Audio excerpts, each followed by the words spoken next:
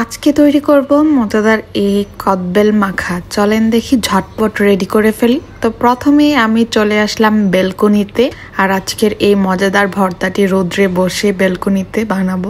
এখানে আমি 2টা কাঁচা কদবেল নিয়েছি। আজকে কাঁচা কদবেলের ভর্তা মাখাবো, কারণ পাকাটা আমার কাছে তেমন একটা ভালো লাগে না। এখন হচ্ছে কদবেলগুলো ফাটিয়ে আমি একটা বাটিতে নিয়ে নেব, আর কত সুন্দর করে উঠে আসছে দেখুন। তো এইভাবে 2টা ফাটিয়ে আমি বাটিতে নিয়ে নিচ্ছি।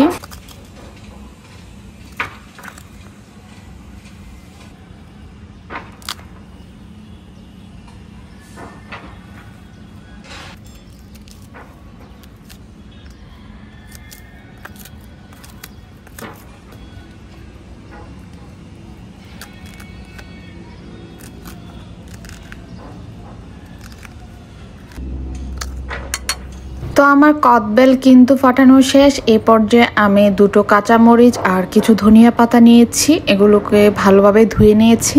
এখন হচ্ছে আমি এগুলোকে কেটে নিচ্ছি। সুন্দর করে এগুলো কেটে নিব।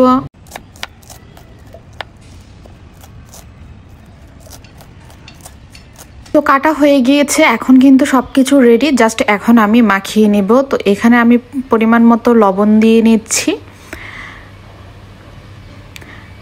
এখন দিয়ে নিচ্ছি শুকনো গোলমরিচ 1 চামচ, দিয়ে নিচ্ছি বিট লবণ,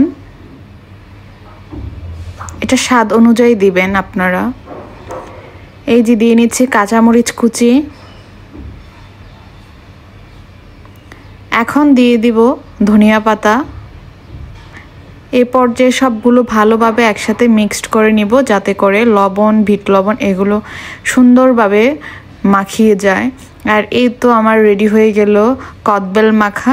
আর এইভাবে কাঁচা কদবেল মাখা খেতে কিন্তু খুবই মজা, আপনারা বাসায় ট্রাই করে দেখবেন। আর আমি এখন একটু ডেকোরেশন করে নিচ্ছি।